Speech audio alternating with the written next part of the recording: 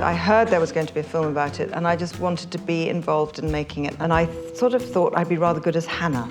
And then I got the script and said, would you read for Catherine Clifton? Les presento a mi mujer, Catherine. Encantado de conocerla. Hola. Somos sus nuevos aprendices. I met Anthony Minghella, and we had a disastrous lunch where I explained to him why it would be a terrible idea to hire me. And then I wrote him a letter, and I signed, I thought I was very pleased with myself. I signed the letter, something, I am Kay in your book. See, because that's what she says to him. So then he gave me an audition, and doing the audition was, I've never had so much fun in my life as doing that audition. I bumped into another actress on the stairs and she shot daggers at me, but I smiled and walked up, and I was very, very late, and I'd never met Rafe before. And we just sat down and read it. And when we looked up from the thing, there was Anthony just beaming. ¿Cuándo has sido más feliz? Ahora. Did it feel like an incredibly expensive production?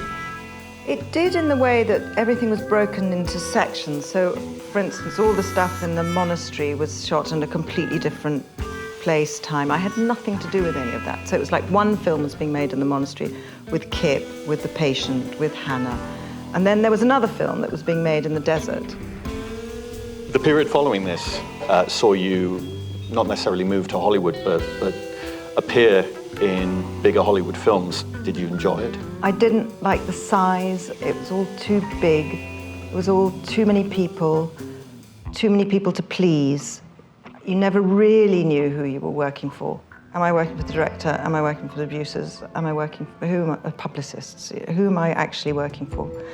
And I found that quite disconcerting. Podemos irnos a casa de verdad.